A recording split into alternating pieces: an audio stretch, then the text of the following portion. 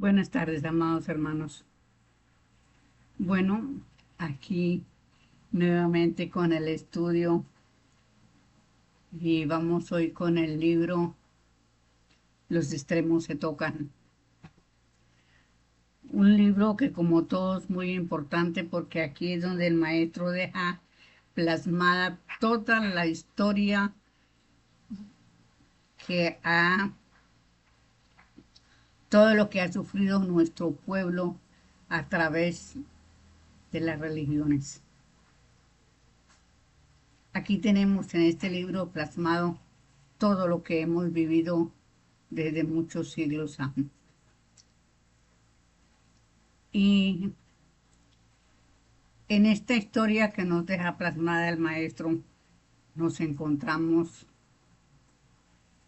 que realmente estamos en el siglo XXI, ¿verdad? Pero parece que estuviéramos como en el siglo XV, porque realmente la humanidad está muy atrasada. Aquí, en este continente, aquí en las Américas, la gente no ha dejado de ser cristiana. El cristianismo pulula, ¿sí? Por todos lados. Y no hay cosa más dolorosa para nosotros los estudiantes de la escuela que escuchar a los hermanos llamar a Jesucristo y pedir la sangre de Cristo. A uno ya le duele esa situación porque sabemos que el Maestro Jesús fue el misionero del amor y la libertad.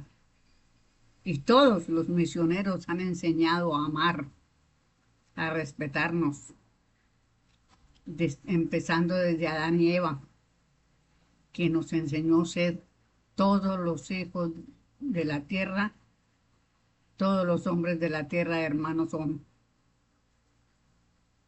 Entonces, si desde hace 58 siglos nos dijeron que éramos hermanos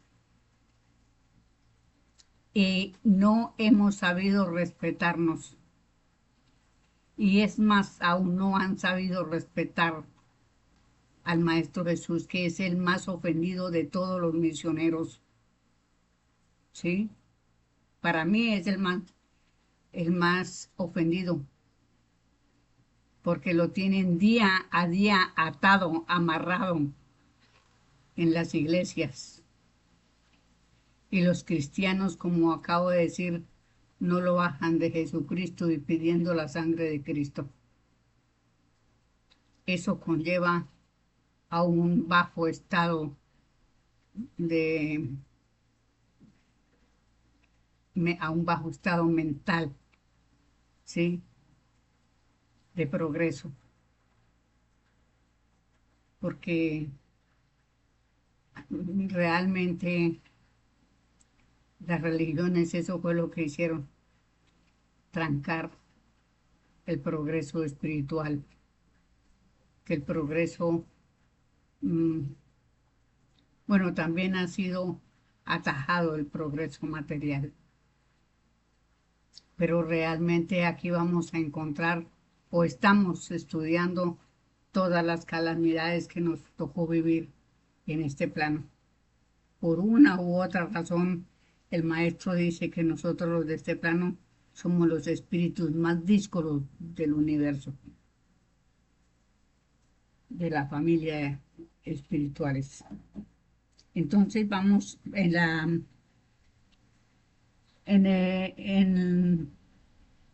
la página 167 de los extremos se tocan. Y vamos a estudiar el capítulo octavo desde Constantino hasta Gregorio VII, Papa. Bueno,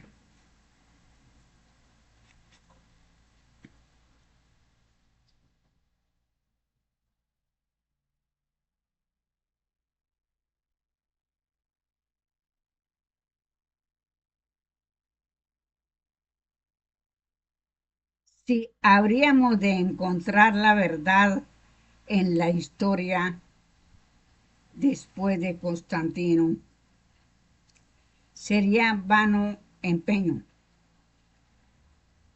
Toda ella ha sido adulterada y, mejor dicho, hecha a conveniencia y para que los hombres rebeldes no pudieran levantar la voz.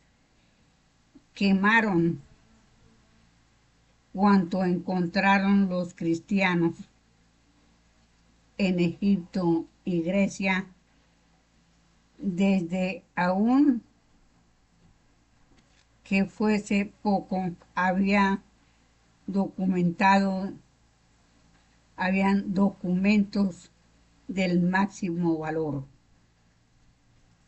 El titánico esfuerzo de la religión católica era llegar en su marcha a todo donde pudiera haber archivos que desmintieran esos errores. Pero no todas las puertas podía abrir la cruz ni el Cristo, y permaneció cerrada la China, la India y Japón, hasta la decadencia demasiado rápida de esta religión ocasionada por tanta sangre que ahogó y sin saciarse. Pero como de esta época ya los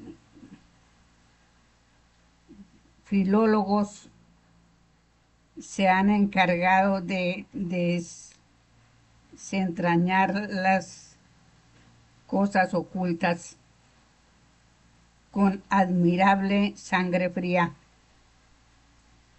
y constancia, y han ido a la India y han traducido el sánscrito, si no comprendido en su todo, entendido con razón en su ciencia, para lo que se han ayudado con el Confucio de la China, la Biblia israelita y las máximas del libertario Jesús. Han dado al traste con todas las marrullerías de la Iglesia de los Santos. Y si en Constantino empezó a ser terrible la excomunión del pontífice cristiano, en el siglo de las luces los hombres se rieron de su miedo y de la caída de un hombre que a todas luces, hasta de la electricidad, estaba fuera de la ley divina, por el solo hecho de declararse divino e infalible. Hasta esto entraba en los cálculos de Manuel I y en aquella célebre frase: después de esto yo sé lo que me haré.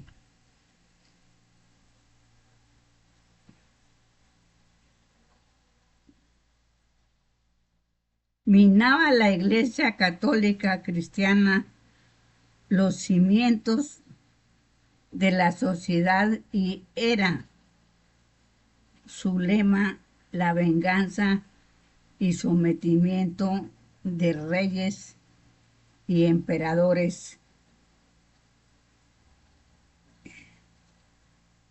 no olvidando que en los primeros siglos los emperadores habían perseguido a los cristianos. no voy yo a aplaudirlos, pues tan crimen es el que los emperadores asesinasen los hombres como el que los cristianos los, los quemen después. La gravedad está en la forma, en la premeditación y en el cohecho. Y esta agravante no la tuvieran los emperadores, pero sí la tienen los cristianos. Entonces miremos, amados hermanos, y estudiemos esa parte, sí, que ya es una parte que se manipuló muy fácilmente, ellos la manipulaban. Y a ellos no les importaba la forma en que los fueran a matar. Ellos lo que les importaba era quitar del camino a quien les a quien les estorbara. Entonces de ahí que vinieron las formas de matar, que los descuartizaban, bueno, terrible. Entonces, pues realmente uno, yo no sé, uno analiza muchas cosas, ¿sí?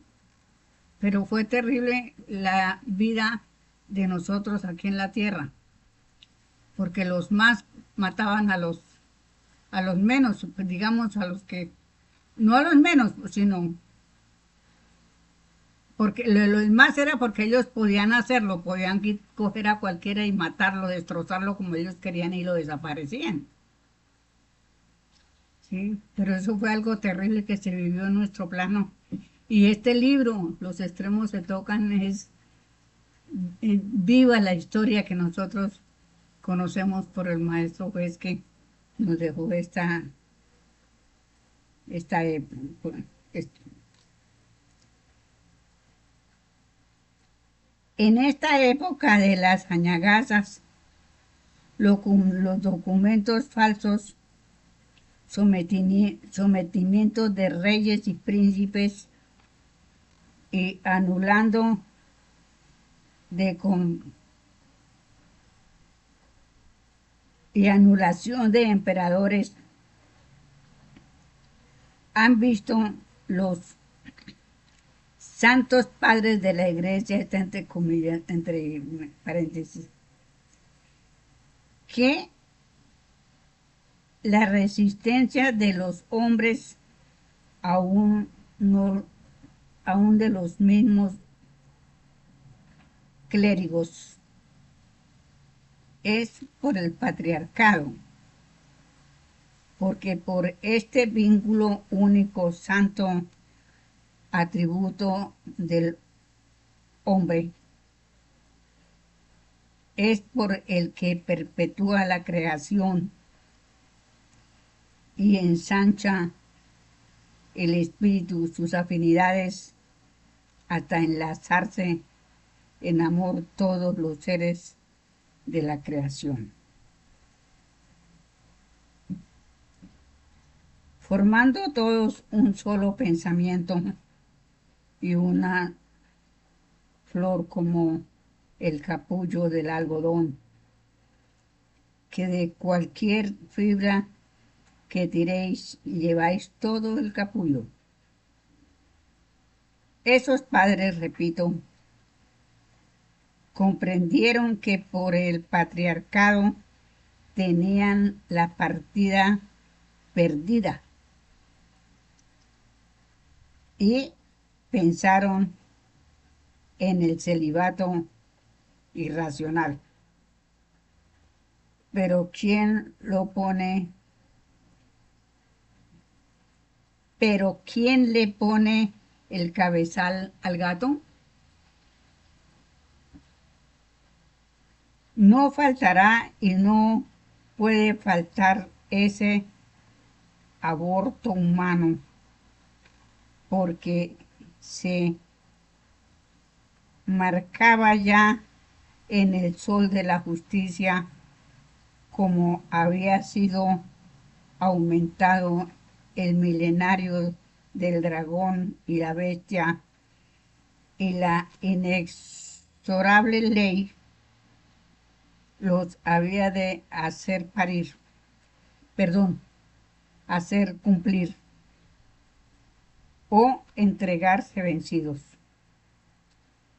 Pero como abandonar,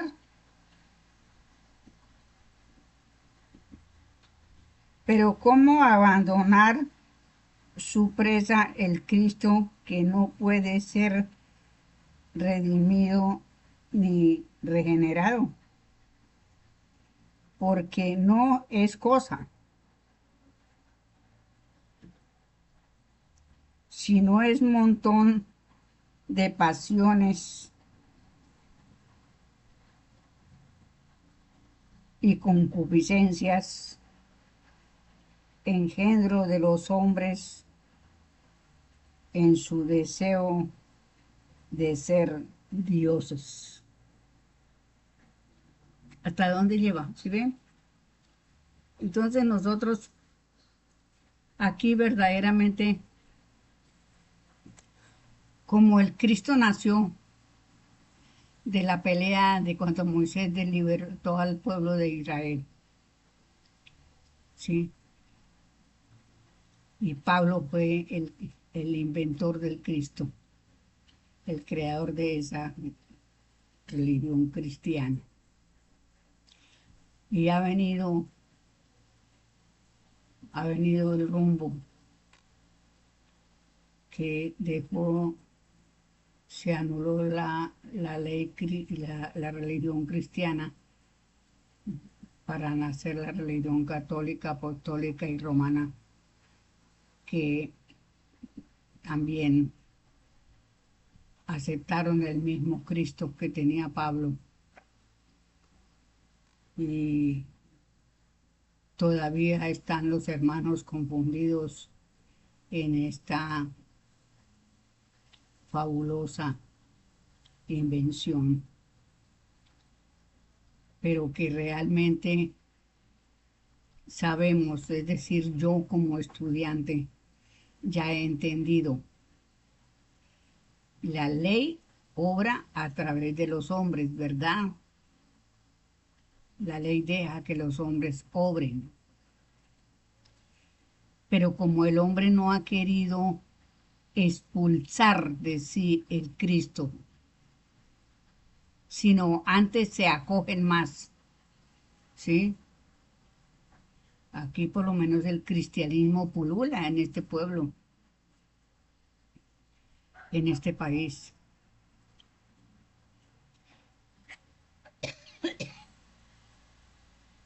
Pero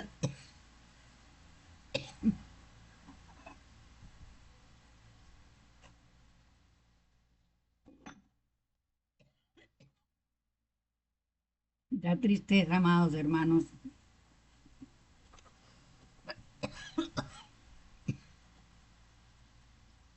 porque sabemos que cuando se desencarna, y como no nos hemos limpiado de esos prejuicios, nos va a ser muy duro la desencarnación,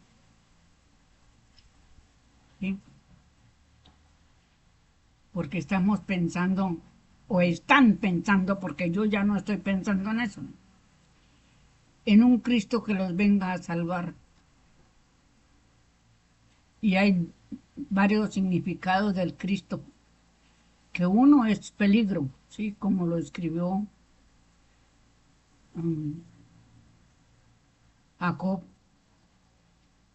¿sí? Él recogió esa piedra y cuando él estaba en el sueño, que se despertó y vio la escala, le presentaron la escala y se despertó diciendo Cristo, Cristo, pero era porque estaba asustado. Y Cristo dice el maestro que quiere decir peligro en el hebreo antiguo. En, en- en- bueno, Entonces, de todas maneras, aquí estamos siguiendo la historia, ¿sí? La continuación del cristianismo, que es lo más fuerte.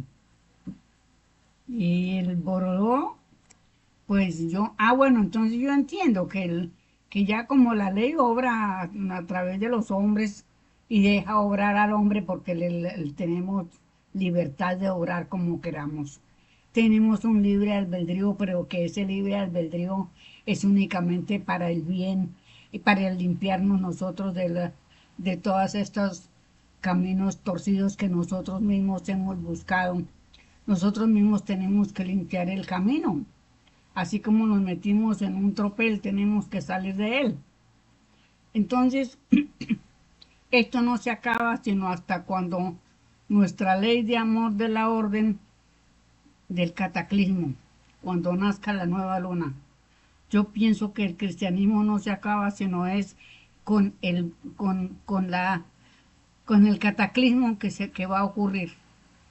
Porque ya así normalmente no, porque en cuanto más días los cristianos se están revolcando más, se están alborotando más. Más fanatismo, en estos momentos hay un fanatismo terrible del cristianismo.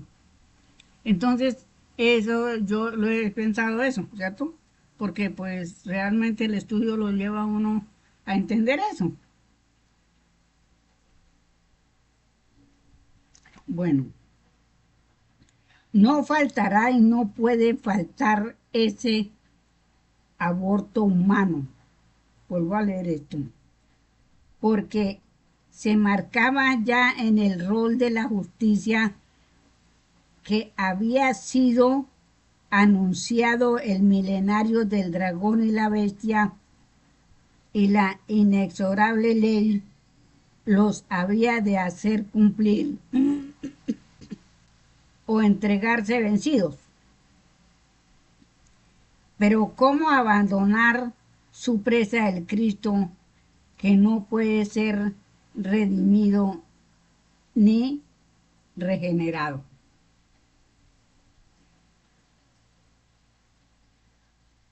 Porque no es cosa, sino un montón de pasiones y concupiscencias engendro de los hombres en sus deseos de ser dioses. ¿Sí? Y realmente sí, porque, por ejemplo, yo tengo en mi casa o hay un Cristo en una X parte, ¿sí? El Cristo, pues, ¿qué es el Cristo? Un pedazo de yeso o un pedazo de oro, de cualquier metal, ¿sí? Clavado sobre una cruz. Entonces son cosas materiales, ¿sí? Lo que hay allí. El Cristo es una cosa allí material porque está ahí. Y eso simboliza a Jesucristo, ese metal y esas cruces que están ahí. Pero es que en la vida real el Maestro Jesús no pudo nunca hacer lo que ellos piensan y creen. Porque el Maestro Jesús es un espíritu de luz, de amor, ¿sí? Y los hombres lo clavaron allí y simbólicamente lo tienen clavado, simbólicamente. Por eso yo muchas veces, a donde hace poco vi una hermana que tenía un Cristo, pues es religiosa, y yo le dije que por qué no quitaba ese Cristo, que por amor al Maestro Jesús quitara, bajara ese Cristo y no lo tuviera ahí. Pues yo le di a entender que lo botara, ¿cierto? No le dije así, pero que lo bajara de ahí, que por amor a Jesús bajara ese Cristo, que no lo tuviera ahí colgado. Tonta tiene que ser para no entender muchas cosas. Pero si ella está amarrada y atada a ese Cristo, ¿quién la baja de ahí? Nadie. Y así sucesivamente son todos los cristianos. Pero duele porque son nuestros hermanos y van a sufrir por eso. Entonces a uno le da dolor que otro hermano sufra por una cosa que se puede arreglar, porque simplemente yo bajo el Cristo y en mi mente, no, yo no quiero tener al Maestro Jesús encerrado, colgado, ni atado, ni de ningún modo. Me detesto del Cristo, lo repudio, lo rechazo. Pero bueno, ahí, ahí vamos viendo la vida. Pues en tanto haya un hombre poseído de su calentura, no dejará el Cristo de atentar contra sus mismos creadores y los embrutecerá hasta querer que se anulen ellos a sí mismos. Pero que si pudiera, falta a la creación en todo el hombre antes que los hombres se desengañen de la patraña Cristo que les obsesiona y lo dejan en la tumba del desprecio y del olvido, recordándole sus horrendos crímenes. Puede el hombre faltar a la ley, pero si cumple la de procreación, será salvo y regenerado solo por el patriarcado. Mas cumpla si ser pudiera toda la ley y faltare al mandato de la procreación, y no puede ser salvo ni regenerado. He ahí lo que encierra el celibato que vamos a presenciar y sufrir desde que el dragón es dejado en libertad por un milenario. Démonos cuenta, amados hermanos, lo terrible que es la ley del celibato. Si el hombre cumple la ley de la procreación, ahí se trata de hombre y de mujer, ¿cierto? Si el ser humano cumple la ley de procreación, es salvo. Así no cumpla con todas las leyes. Pero si cumple con todas las leyes y falta a la ley de procreación, comete un error, no se salva. Y no se salva es, digamos que puede ser que tiene que irse a otro mundo, ¿sí? No lo dejan ya vivir más en la tierra, porque faltó a la ley de procreación, pudiendo, mm, pudiendo ser efectiva esa ley. Porque hay mujeres y hombres también que son estériles. Cuando no pueden cumplir con la ley de la procreación por esterilidad, es otra cosa.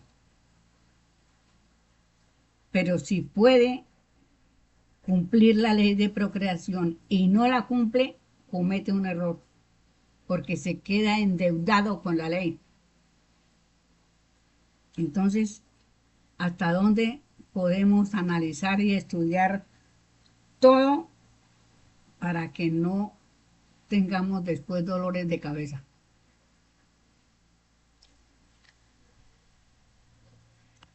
Hay una cosa que aquí en Colombia llegó el bienestar familiar. Yo digo, amados hermanos, el bienestar familiar no es un bienestar, es un malestar. Yo sufrí ese malestar familiar porque resulta que Pues a mí me da risa, ¿verdad? Porque uno comete tontunas, tontunas de tontunas. Cuando yo tuve mi tercer hijo, estuve a punto de desencarnar. Me dio algo muy feo, muy horrible, y yo me acuerdo, yo me salí de mi yo y llegué por allá a un sitio muy lindo y muy hermoso y tenía una calorcita muy rica y yo me quería quedar en ese sitio y me despacharon de allá que me tenía que venir y, y yo no quería venirme.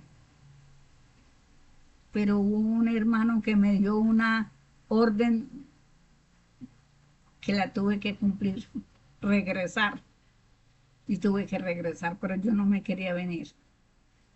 Entonces yo cogí miedo a que de pronto si tuviera otro hijo podía desencarnar en el parto. Y entonces yo planifiqué. Bueno, fueron muchas las cosas por las que planifiqué, pero una de esas, el miedo a desencarnar.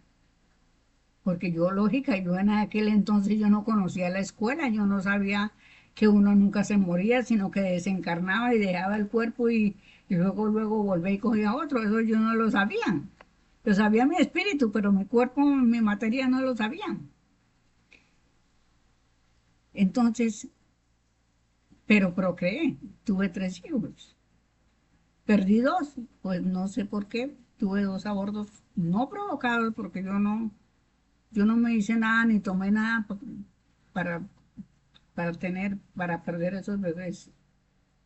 Bueno, en todo caso, ahí estoy endeudada con la ley. Yo soy consciente de que debo hijos. Además, a mí ya me presentaron. Mi mismo esposo me sacó los fetos ya secos de la matriz y él mismo me los mostró. O sea que él y yo quedamos endeudados. Así que tenemos que volvernos a encontrar para darle vida a esos hermanos que no los trajimos y nos habíamos hecho cargo de traerlos. Bueno,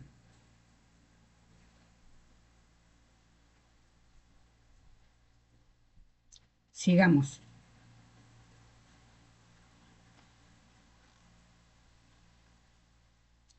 Nada que el hombre cometa, por tremendo que sea, contra la ley, puede detener las leyes del progreso. Mas el celibato desequilibra a tal punto a la ley, extrema en tal forma el peligro de la humanidad, que se rompe la armonía y concierto de aquel subir y bajar continuo de la escala de Jacob. Se cortan las afinidades, quedando sin poder ser oídos ni considerados como miembros de la familia de la tierra todos los que por voluntad cortan ese lazo. Esto es en realidad de verdad la causa terrible de que el efecto horrible de la guerra en que la tierra presencia y luchan sin sentimiento porque lo mataron mucho a los célibes, que la justicia inexorable, marcando en su rol la hora última, los obligó a tomar cuerpo para rendir cuentas en estado de hombres, porque siendo hombres quebraron su ligadura de familia. De estos son la mayoría de los que luchan y por esto sin pensar tiemblan muchos otros. Y es que en su espíritu saben la causa de la catástrofe y lo que les toca. Felices de los que al caer, comprendiendo su impotencia y su error en el dolor, sepan clamar, como para este caso, proveyó David: Padre, pequé contra el cielo y contra ti. Y es que solo el celibato constituye pecado contra el Padre y contra la familia universal, que se puede considerar por su armonía el cielo, el hogar de la familia que el celibato anula.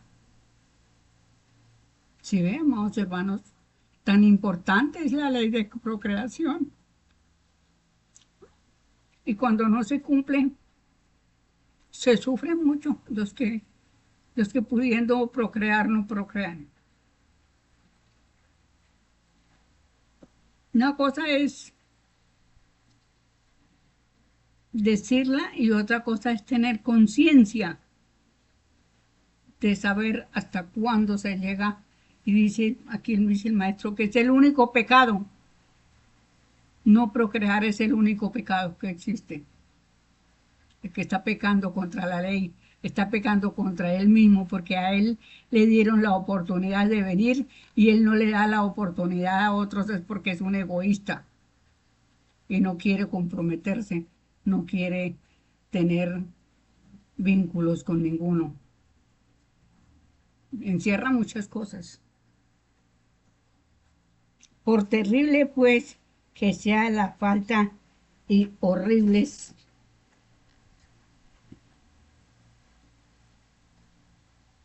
sus concupiscencias, sus consecuencias, llega el fraile Hildebrando al papado y decreta el celibato. Qué famoso Hildebrando. ¿Cómo le habrá ido al hermano?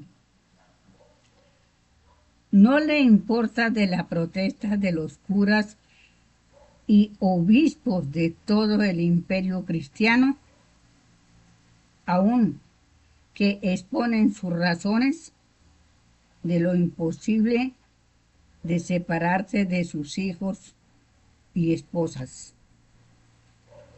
No transige, y por salir en su defensa, Enrique IV de Alemania lo engaña en todas sus promesas y no acude a un concilio que el emperador señala. Lo excomulga tercera vez. Levanta contra él reyes comprados. Lo hace llegar descalzo por la nieve hasta el castillo de la princesa Matilde, con la que él cumple el celibato. Y mientras lo tiene dentro del castillo, publica los decretos que convienen entre ambos. Y cuando sale por la calumnia del pontífice, Enrique se ve ultrajado y abandonado en su séquito, de su séquito y capitanes, y pospuesto por su hijo Rodolfo, borrego atado de pies y manos al pontífice, y es su padre despojado de sus vestiduras con las que es consagrado Rodolfo, y al fin Enrique muere solo y abandonado, y aún le alcanza el odio papal a su cadáver, pues fue desenterrado de su sepulcro de la catedral de Lieja y retirado a una celda. Dicen, pero Lo mismo puede creerse que fue echado al muladar. ¿Te das cuenta? Lo que atañe, que la religión no perdona. La religión es la cosa más terrible y asquerosa que hemos tenido en nuestro pueblo.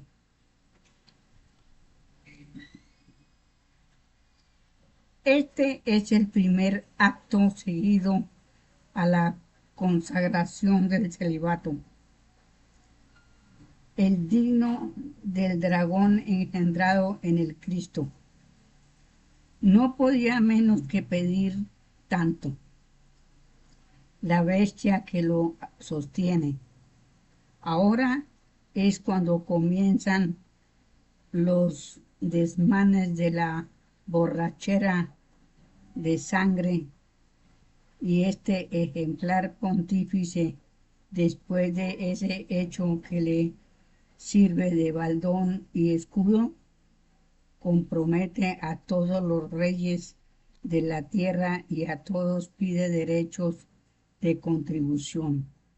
Quita y pone reyes a su capricho y al no ser contestado por los condes de España, a España le costará caro 5 siglos más tarde, porque la obra del monstruo Hildebrando la han de seguir editando y sus sucesores corregida y aumentada. Él acabó a pesar, sí, él acabó a pesar de todo, víctima de los odios que había sembrado, y pasma su tranquilidad al ser asesinado gritando: amé la justicia y odié la iniquidad, por lo que no podía menos el Cristo que tanto le debía darle el título de santo. Ahí tenéis para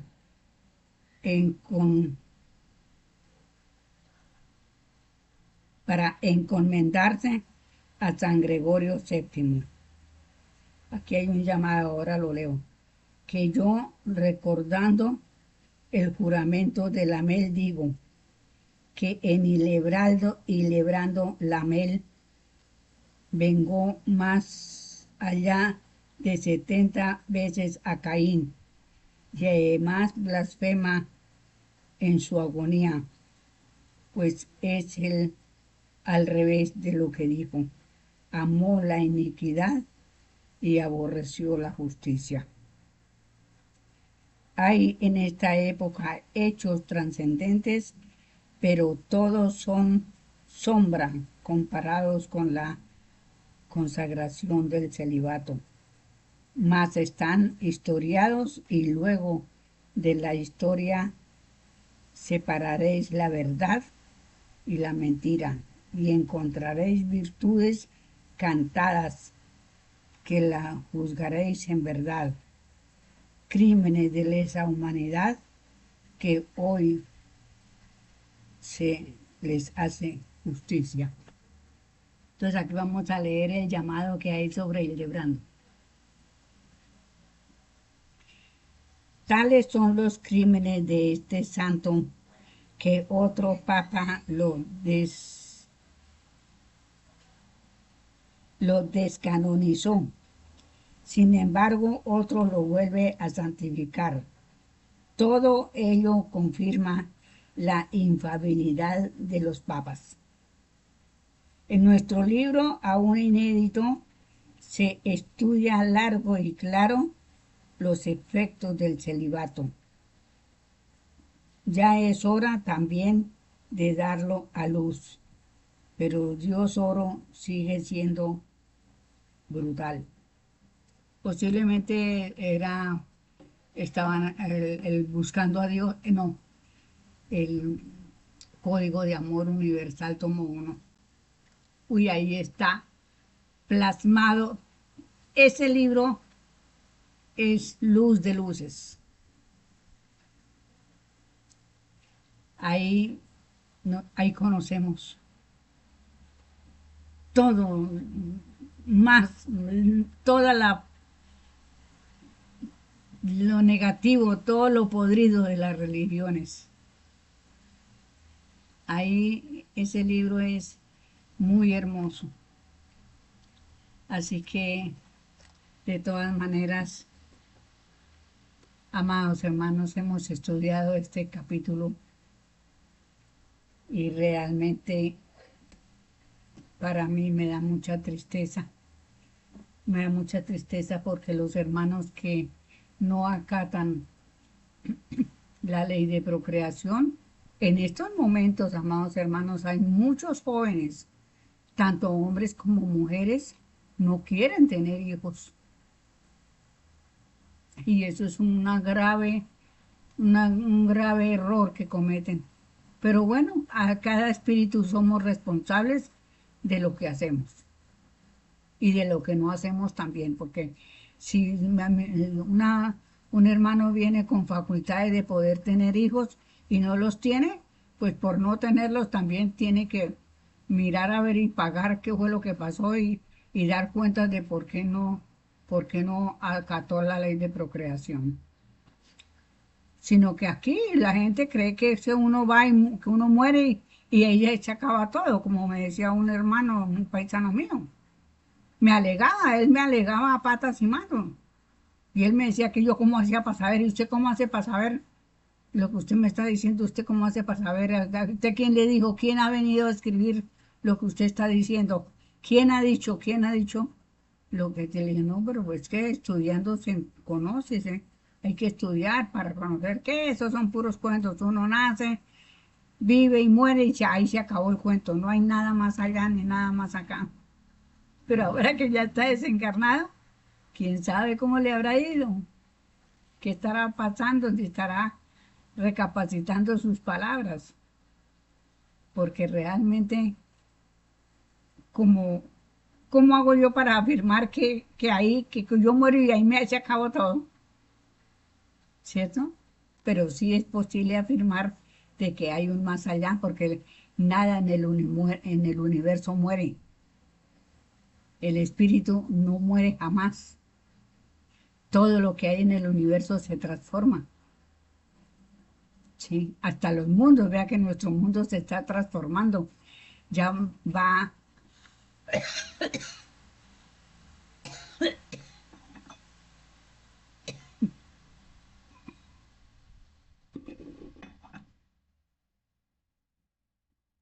ya va a aumentarse los problemas, todo lo que está ocurriendo afanosamente. Y realmente esto es un ir y venir de nosotros. Entonces por ahí los dejo, amados hermanas. Me encantó estar con ustedes y los hermanos que hayan escuchado sobre la ley de procreación y si no quieren tener hijos, por favor, piénsenlo, analícenlo y si están a tiempo de procrear, pues manos a la obra. Ay, los hijos son muy lindos. Se sufre criándolos, no vamos a decir que no, pero son muy lindos. Le dan a uno vida, fuerza para seguir viviendo y subsistiendo las cosas. Entonces, bueno, amados hermanos, los dejo por ahí y me encantó estar con ustedes. Muchísimas gracias. Hasta pronto.